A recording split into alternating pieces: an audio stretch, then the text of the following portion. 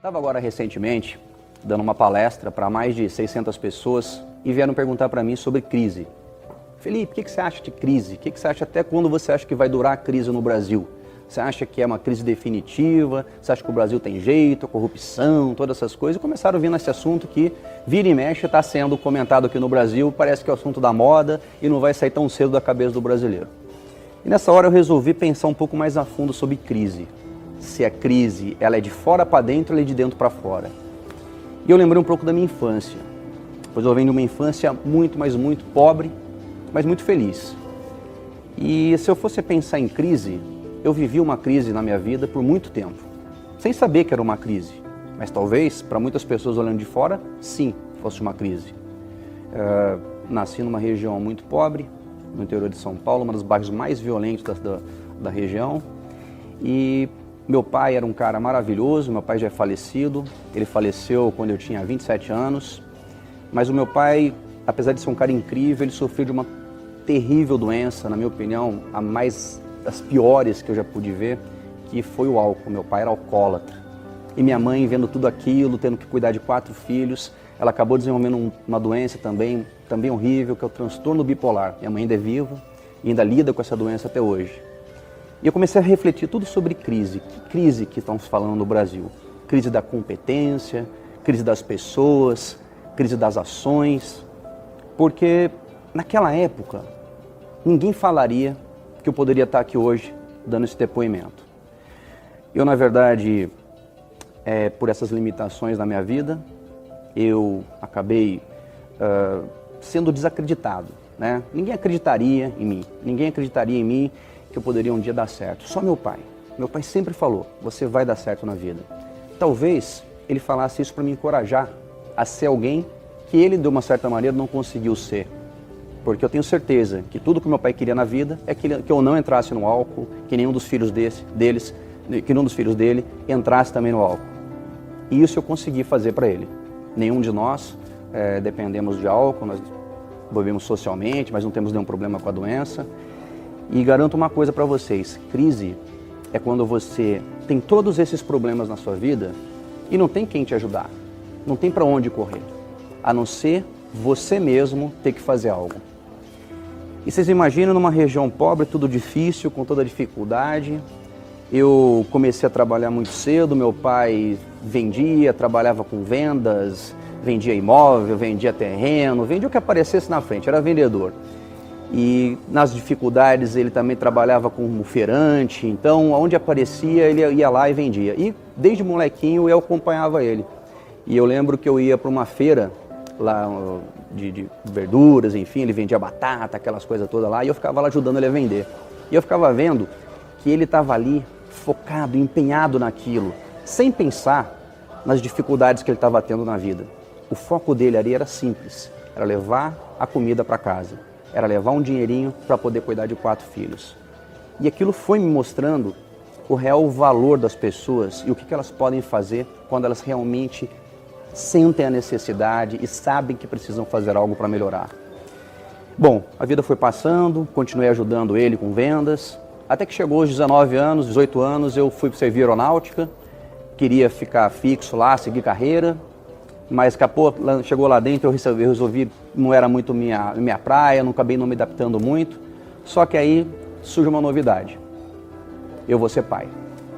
Pai aos 19 anos, não tendo onde morar, basicamente, porque meu pai mal conseguia cuidar da família dele. Imagina cuidar da minha nova família, comigo, com a minha ex-mulher, com meu filho. E nisso, minha avó me empresta uma casinha dela, como se fosse um corticinho, banheirinho pro lado de fora, a gente dormia no chão, no colchãozinho do chão, eu, a mãe do meu filho e ele. E ali eu ficava pensando todo dia, eu não quero isso pro meu filho, eu quero o melhor pro meu filho, eu quero que ele não passe pelo que eu passei. E meu pai chegava para mim e dizia assim, filho, você vai conseguir, você vai chegar onde você quer, só que para isso você tem que abandonar a aeronáutica. Eu falei, por quê, pai? Ele falou, porque você não ama o que você faz. Você está lá apenas pelo dinheiro. E pessoas que estão em algum lugar apenas pelo dinheiro não são pessoas felizes. Para a felicidade acontecer de fato, você tem que amar o que você faz e dar o melhor nisso. E como eu gostava de vendas, eu não pensei 2 vezes e resolvi abandonar a aeronáutica saí depois do serviço obrigatório e fui arriscar em vendas. Ao arriscar, monto meu primeiro negócio com 19 anos, na sequência monto outro, muitos erros como qualquer negócio tem, mas é dali que vem os acertos, é dali que a gente começa a acertar.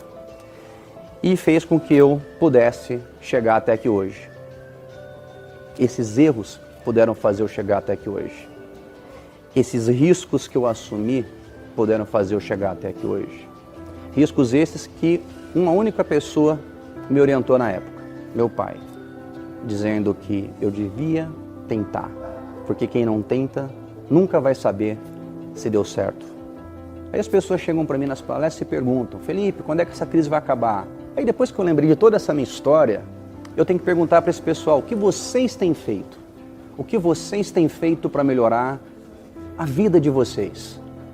Ah, mas tem a corrupção, tem não sei o quê, Lava Jato, tem não sei o que da onde, o ladrão está aqui, político lá, roubando, fazendo não sei o quê. Tudo bem, a gente já sabe. O país realmente precisa passar por uma melhoria, precisa de mais justiça, precisa de uma série de coisas. Mas vamos falar da gente. O que você tem feito para melhorar? O que você está fazendo? E normalmente essas pessoas que estão reclamando, muito pouco têm feito. É como se sentado, esperando as coisas fossem acontecer. Imagine, se eu tivesse sentado esperando as coisas acontecerem, eu estaria até hoje na beira da favela, porque nada ia acontecer na minha vida se eu não tivesse agido.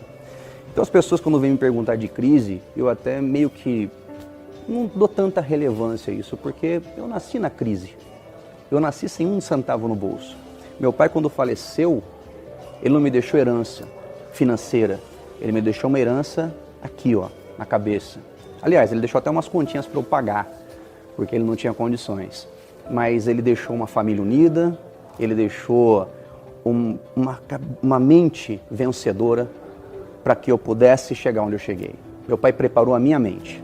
Ele não preparou o meu bolso. Meu bolso eu consegui preparar com a minha mente. E é isso que as pessoas precisam entender, que a crise delas está aqui, na mente delas. Se você acredita que você tem um problema, você terá o problema. Se você acredita que você pode superar o problema, você vai superar o problema. Simples assim. As pessoas muitas vezes acham que não é assim que funciona e que se não é assim que funciona, eu pergunto, então tá, vai funcionar como? É como se você pegar duas pessoas. Essa pessoa tem um problema, essa pessoa tem outro. Eu vou dar o mesmo problema para elas. As duas, elas tentaram fazer um negócio na sua empresa, arriscaram e o negócio não deu certo. Então essa aqui entrou no Serasa, essa também entrou no Serasa. Só que essa aqui, ao entrar no Serasa, ficou em depressão. Ficou triste, depressiva e começou a reclamar do governo. Essa outra aqui fez o mesmo negócio, entrou no Serasa também. Só que ao invés de ficar depressivo, olhou e pensou assim, eu tenho que sair dessa, tenho que partir para outra, tenho que continuar. Quem você acha que vai sair primeiro do Serasa? Esse que ficou em depressão ou esse que disse, vou continuar? Pois é, isso está na nossa mente, porque o problema foi o mesmo. É assim que eu penso. Ou seja, pensa numa coisa, vamos imaginar que amanhã não houvesse mais corrupção no Brasil. Tivesse tudo limpo. O Brasil não tem mais corrupção, a economia está do jeito que todo mundo gostaria. Aí eu pergunto, depois que tudo isso acontecer, as suas limitações estarão corrigidas? Ou você vai continuar falhando naquilo que você falha hoje? Eu tenho certeza que você vai continuar falhando. Porque, na verdade, a economia é uma coisa, a corrupção é outra coisa e você é outra coisa. Temos que olhar mais pra gente. É isso que eu fico pensando. Então, quando as pessoas me perguntam muito sobre crise, é isso que eu tenho a responder. Eu acho que a crise está aqui e sai dela quem de fato tiver uma mente preparada e uma mente forte.